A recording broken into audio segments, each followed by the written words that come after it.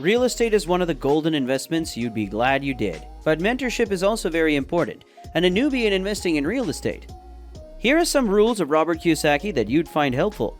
Before we proceed, smash that like button. Now let's dive in. Rule 1. Build a world-class investment team. One sure way to keep your real estate investment returns small and the opportunities for growth limited is to try not to do everything yourself. While a desire to learn as much as you can in any given field will serve you throughout your career, feeling that you have to know everything yourself will greatly hinder your growth, and thinking that you have to do everything yourself is even more damaging. The fact is, even with tremendous effort, no one can know everything there is to know, much less do everything there is to do, in an area as complex as real estate investing. Beginning real estate investors tend to lack an overall understanding of the real estate investment process, so they either tend to be too cautious, too arrogant, and hence careless, or simply do not know what they're doing. Consequently, they make mistakes, often, one right after another. And while there is nothing wrong with mistakes in principle, mistakes can be one of the most effective learning tools, in business as well as in other aspects of life. Too many mistakes often can lead to disaster. The best insurance against making these disastrous mistakes is experience. But how do you get experience when you're just starting? You do it by leveraging the experience of others. Now, some real estate investors argue that if they do all the work themselves, they'll be able to retain a higher percentage of whatever they earn.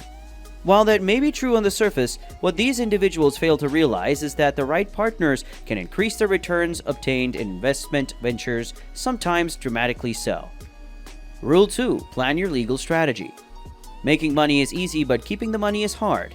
Owning real estate can be a very lucrative method of generating income, but real estate ownership, like many business pursuits, come with some significant risks. Legal risks ranging from landlord-tenant relations to non-performance of contractual obligations, and among the most significant of these, managing your legal risks will therefore be a critical aspect of becoming a successful real estate investor. These factors make planning a legal strategy an essential complement to creating a real estate tax strategy. But why do you need a sophisticated legal strategy? Isn't having insurance and a good lawyer enough? Unfortunately, no. When the legal risks involved in real estate investing are not properly managed, litigants can win judgments against you that significantly reduce the value of your assets. In the worst case, they may even be able to take your real estate assets themselves, and sometimes even other unrelated assets like your business assets or personal residence. Rule 3. Plan your tax.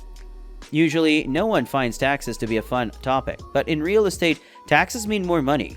I mentioned a moment ago that real estate investing has tremendous tax advantages, and it does. But you'll be able to realize these tax advantages only if you set up your real estate investing activities in the right way from the beginning. As it happens, several provisions of the U.S. tax code were written with the specific intent of encouraging real estate development and investing. These tax provisions give you the ability to shelter most, if not all, of the cash flow that your properties generate from federal and state taxation, and even to wipe out some of the taxes on personal income not related to real estate. Because the government treats real estate investing as a business, you can deduct a wide variety of direct and indirect expenses that are associated with managing and maintaining a property, such as repairs, utilities, office expenses, property manager salaries, advertising, and the like. But you can also deduct some significant phantom expenses like depreciation costs that are recorded in the property's books, but that you don't pay out of pocket. But to make the most of your tax savings, you need a great deal of knowledge. Unfortunately, unless you're a real estate or tax accountant yourself, you're not likely to have all the information you need. That is one more reason why you need a solid real estate investing team.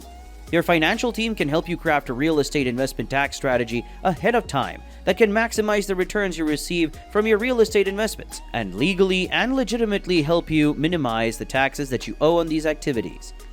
Rule 4. Know your market.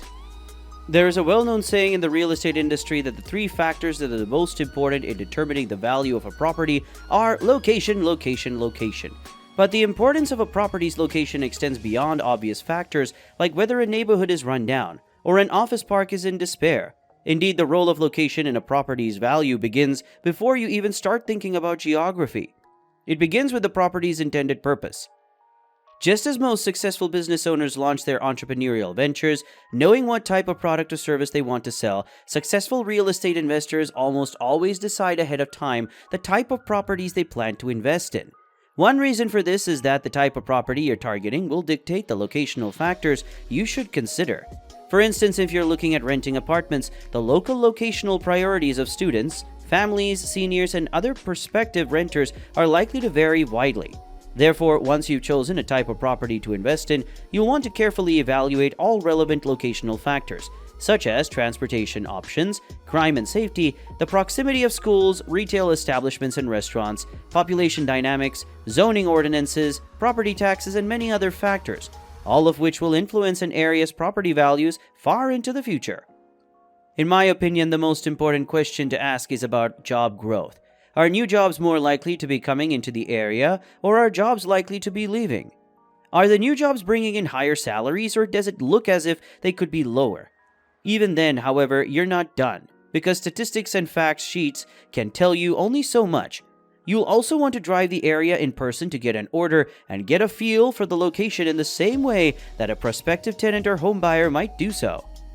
How long does it take to get to the freeway, the grocery store, or other business services? How noisy or heavily trafficked is the area during the day? How safe does it feel at night? Rule 5. Honestly project your cash flow.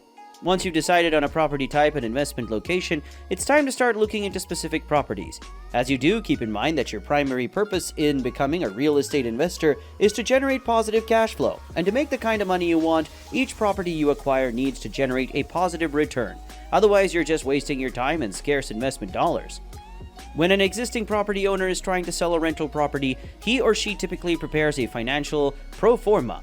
Pro formas contain both income and expense items. Usually income results largely from rents. You want to make sure the projected rents are realistic.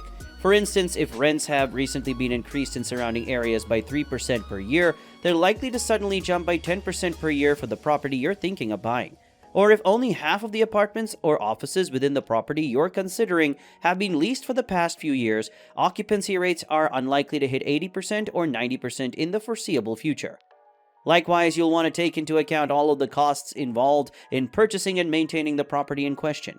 Typically, costs on a rental property consist mainly of operating expenses, what it costs to manage and maintain the property, and debt servicing costs, the interest expense on any loans that you obtain to pay for the property.